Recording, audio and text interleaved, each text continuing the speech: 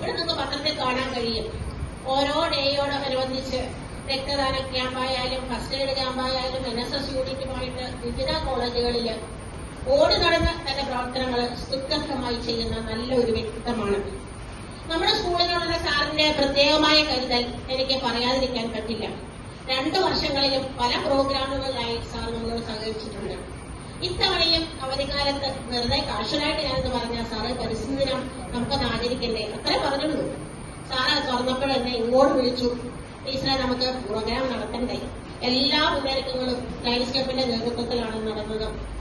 അങ്ങനെ ഇങ്ങോട്ട് വന്ന് നമുക്ക് വേണ്ടി പ്രവർത്തനം കാഴ്ചവെക്കുകയും വേറെ എന്തുമാത്രം സ്കൂളുകളുണ്ട് നമ്മളെ അതിലൊരാളായി എടുക്കുകയും ചെയ്ത പ്രിയപ്പെട്ട സിബി സാറിനെ ഏറെ സ്നേഹത്തോടെ ഹൃദയപൂർവ്വം ഞാൻ സ്വാഗതം ചെയ്യുന്നു. അതിനൊരു അധ്യക്ഷൻ ഉദ്ഘാടനം ചെയ്യണം, വേറെ ചില ആശംസകൾ അർപ്പിക്കണം. ഇതെല്ലാം കേട്ട് നമ്മളിങ്ങനെ ഇരിക്കണം. അതോടെ ദീർഘമായ പ്രസംഗം ഒന്നും പറയുന്നില്ല, 2-3 വാചകങ്ങളിലൂടെ അവസാനിപ്പിക്കും. പ്രകൃതി ദിനം, പരിസ്ഥിതി ദിനം, അതിനെല്ലാം അടിസ്ഥാനമായിട്ട് നിൽക്കുന്നത് നമ്മുടെ ഭൂമിയാണ്.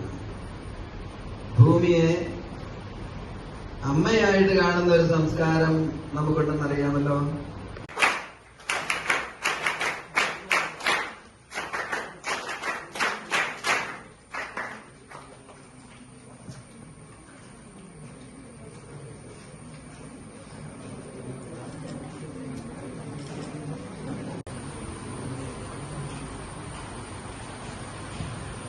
ഏറ്റവും ആദരണീയായ മാനേജ, ഏറ്റവും ബഹുമാനപ്പെട്ട ഇന്നത്തെ നമ്മുടെ നല്ല പ്രോഗ്രാം ഉദ്ഘാടനം ചെയ്ത് കടന്നുപോയ പഞ്ചായത്ത് പ്രസിഡന്റ്, ഏറ്റവും ബഹുമാനപ്പെട്ട പ്രിൻസിപ്പൽ, നല്ലവരായ അധ്യാപകരെ, വിദ്യാർത്ഥികളെ, ലോകത്തിലെ ഏറ്റവും വലിയ സേവന സന്നദ്ധ സംഘടനയായ ലയൺസ് ഓഫ് ഇന്റർനാഷണലിന്റെ ഏതാനും പ്രോജക്റ്റുകളിൽ ഒന്നായ പരിസ്ഥിതി ദിനവുമായി ബന്ധപ്പെട്ട ഇന്നത്തെ ഈ നല്ല പ്രോഗ്രാം ഇതിൽ പങ്കെടുക്കാൻ സാധിച്ചതിനുള്ള സന്തോഷം ആദ്യം തന്നെ അറിയിക്കാം.